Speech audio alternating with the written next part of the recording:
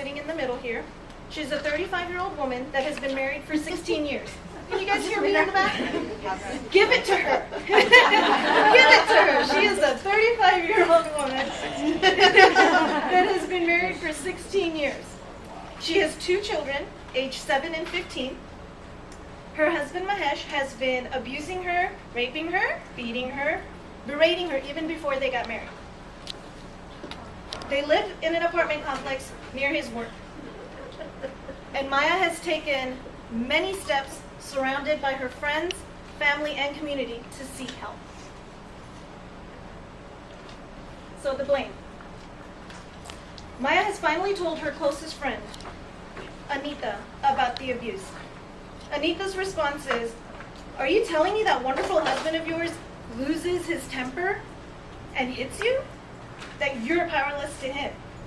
I can't believe that. You're the control freak."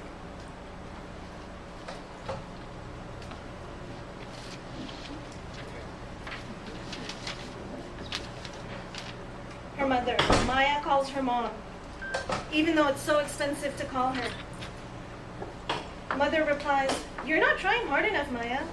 You're always the stubborn one. All your sisters' marriages are fine because they listen to their husbands. It's your duty as his wife. Besides, what are people going to say if you try to leave?"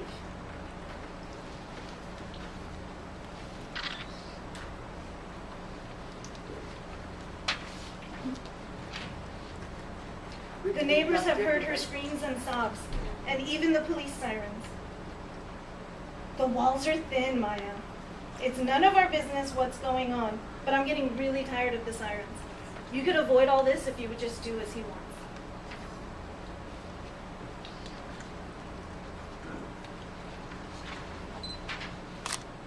Her mother-in-law lives close by and stops by to see the kids. "Don't whine, Maya. You're the one abusing my son by spreading all these lies about him and all these lies about our family. He works so hard to provide for you."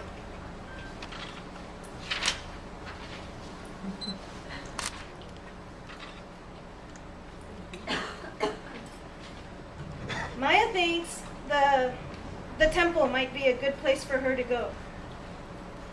She's greeted with the comment, "Marriage is not a contract that you can just walk away from because you don't like the current situation. It's a lifelong promise you took in front of God. Pray harder, things will work out."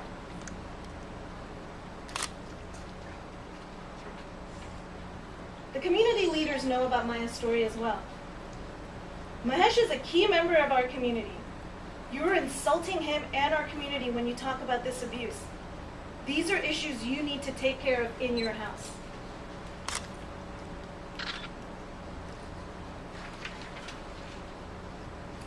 Maya's 7-year-old daughter hides in her room when the violence begins. "Mom, why don't you just cook better so Dad won't get so angry?"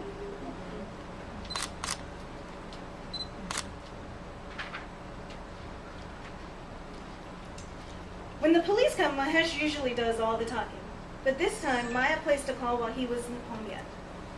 "Hey lady, you say your husband's abusing you? But we saw him outside and he said you're just upset because you guys got into a fight. This is a waste of police time. We have real problems to deal with."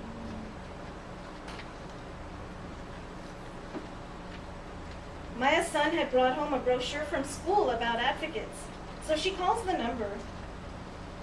"We have many programs for women like you, but if you aren't planning on leaving your husband, I can't do anything right now."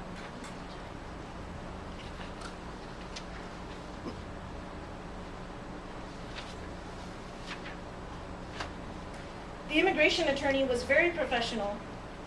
"You're scared of your husband because of threats he's made to you when you're at home. But that doesn't mean anything for your case because we don't have any proof of these threats. Come back when you have proof."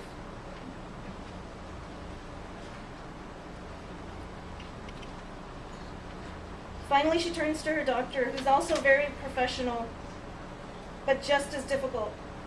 "It's not my job to decide how you got these bruises. You should really see a counselor if you need to talk to someone."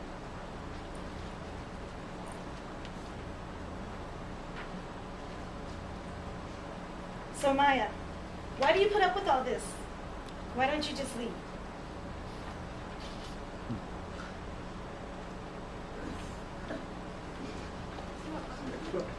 Can't do it. Can't do it. Okay. So let's try this again. Same scenario, but with compassion in mind. And this time we'll start with the doctor. Maya, I'm your doctor. I looked at your chart and I see that there's many injuries consistent with domestic violence. I'm worried for your safety. Do you want to talk while we're alone?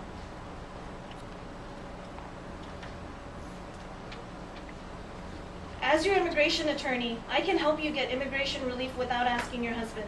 There's many options you can learn to make an informed decision of what's best for you and your children.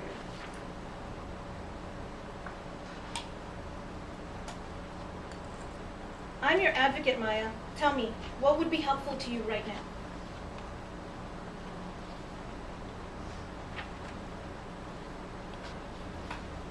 You said your husband has been abusive to you, and I see the bruise on your arm. Are you interested in pressing charges so we can arrest him? Hell yes. Mom, Dad's so mean to you. He's scaring me. Why doesn't he just stop?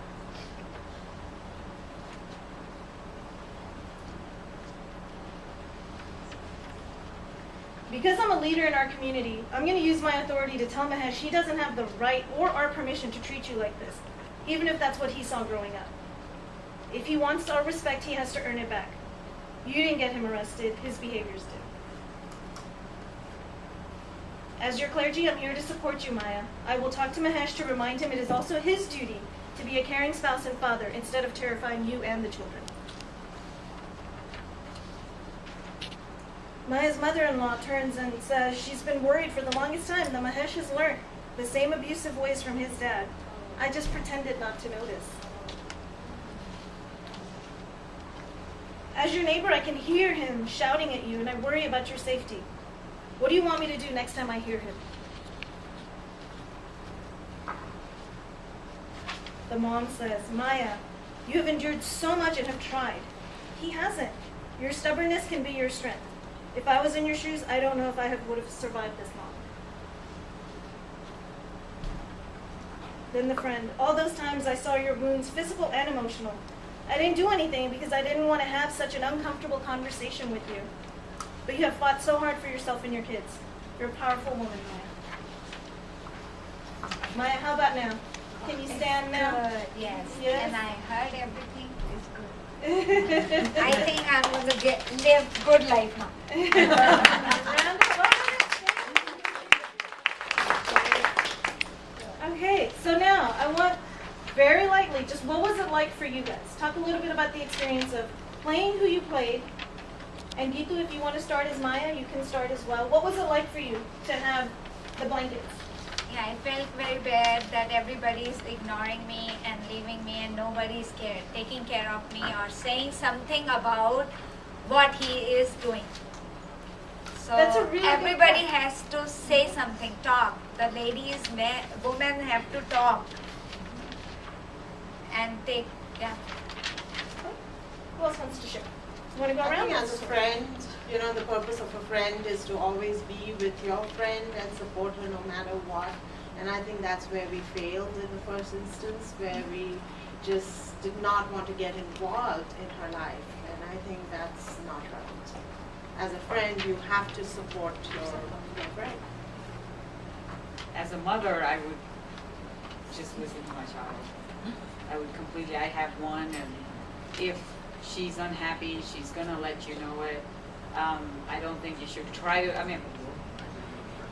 the best of your ability to, you know, I'm not saying live through it, but if at the end of the day, I would much rather her be happier alone than be in an abusive relationship. So.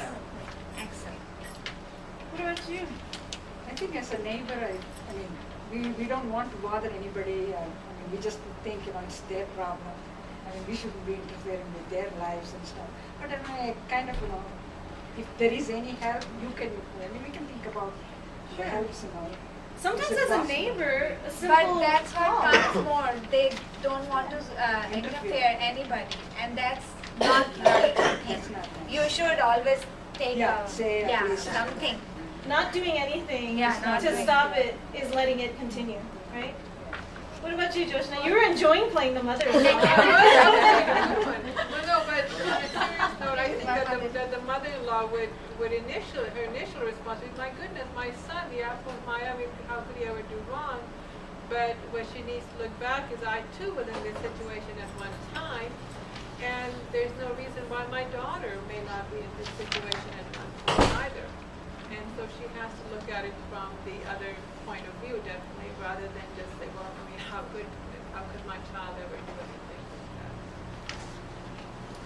Yeah, as a person who has authority, I guess it's the duty to step up and do the right thing. That's very important. So.